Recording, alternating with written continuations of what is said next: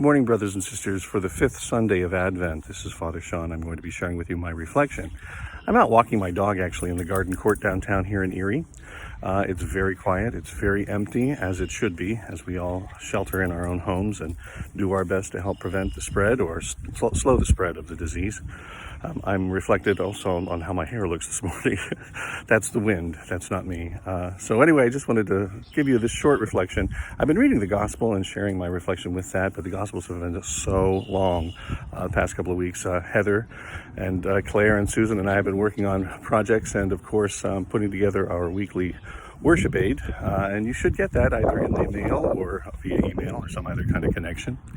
So this week we're talking about Lazarus. It comes from the Gospel of John, chapter 11, verses 1 through 41, and a little bit more if you want to read on. There's also good stuff beyond the readings, of course. And I'm reminded of how important this gospel is in terms of capturing the relationship of Jesus to the people he knew and the people he loved. Mary, Martha, Lazarus is a happy family unit.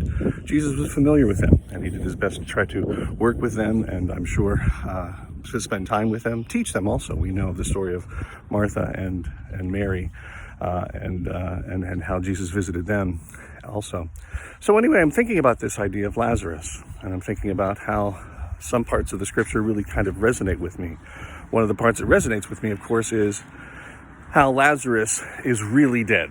Repeatedly, the Gospel or John does remind us that Lazarus was very dead. He'd been in the grave in his tomb for four days.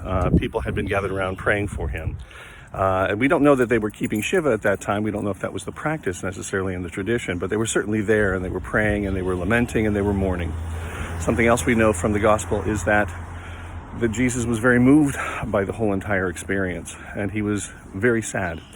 He was deeply, deeply disturbed, as the gospel might say in some translations. And there's only two places where Jesus had this experience. One, of course, was the one at the tomb of Lazarus. The other was as Jesus was at the Last Supper in the Gospel of John, and he felt deeply disturbed when he realized that somebody was about to betray him, the betrayal of Judas. So we know in the Gospel that Jesus doesn't necessarily get this moved unless it's something very, very important. Or very, very powerful. And this moment was something that Jesus says early on in the gospel, was a moment, even before he went to visit, he says, this is a moment where I will and my Father will be glorified. And that kind of expansion of opportunity in sad moments and challenging moments. I think that's what we're feeling right now as members of our own community and our world. We recognize that we are arrested in many ways by the virus of COVID-19, and in many ways we're trying to find our way through. So I was reflecting back on my own spiritual journey as a member of the Order of Julian of Norwich, and the Order of Julian teaches us in the Julian teaches us in the Gospel of Revelation, the revelations of love that she wrote for us almost 600 years ago. She said in her writings, God did not say, you will not be tempested, you will not be travailed, you will not be diseased, but he said, you will not be overcome. There's no guarantee that we will not face challenges in our lifetimes. As our canon to the ordinary, Kathy Dempsey, posted in her reflection, we will recognize that our God is not a magical God that will remove everything and all challenges that we experience. But our God is a God who will be with us, a God who loves us, and a God that inspires us to continue to do good work on behalf of others.